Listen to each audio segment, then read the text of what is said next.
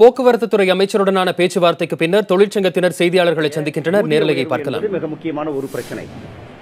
வேறு துறைகளை ஒப்பிடுகிற போது எங்களுடைய சம்பளம் கிட்டத்தட்ட 50% குறைவாக இருக்கிறது. மின்வாரியம் அல்லது உள்ளாட்சி அல்லது அரசு ஊழியர் போன்றதற்கு 50% குறைவாக இருக்கிறது. அது குறித்து பேசி முடிவு செய்ய வேண்டியிருக்கிறது. போக்குவரத்து ஊழியர்களுடைய பணிநிலை, வேலை பளு, பணி நிரந்தரம், தினக்கூலி ஊழியர்களுடைய ஊதியம் இவையெல்லாம் எங்குமில்லாத மிக மோசமான தரம் கட்ட நிலையில் ஒரு கொடுமையான நிலைமையில இருக்கிறது. தொழிலாளிகள் அன்றாடம் அனுபவித்துக் கொண்டிருக்கிறார்கள். இவை குறித்து இறுதி செய்ய வேண்டியிருக்கிறது. இதற்கு அதிகம் வேண்டும் என்று நாங்கள் கேட்கிற தருணத்திலே தான் எங்களிடம் இருப்பதையே அரசாங்கம் எடுத்துக்கொண்டது.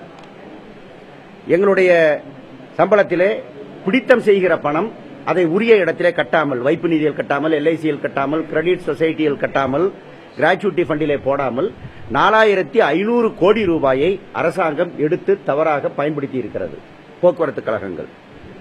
இது போக ஓய்வு பெற்றவர்களுக்கு தர வேண்டிய நிலுவைத் தொகை 1700 கோடி. உலகத்தில் எங்கும் இந்த அநியாயம் நடக்குமா என்று எனக்கு தெரியாது.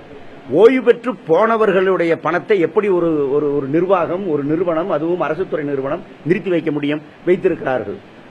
அதுபோக ஒரு பென்ஷனிலே மற்றதிலே இப்படிப்பட்டதிலே பாக்கி நிற்கிறது. சர்வீஸில் இருப்பவர்களுக்கு பஞ்சப்படி அரியர்ஸ் அது தர வேண்டிய பணமும் ஒரு 300 கோடி ரூபாய் இருக்கிறது.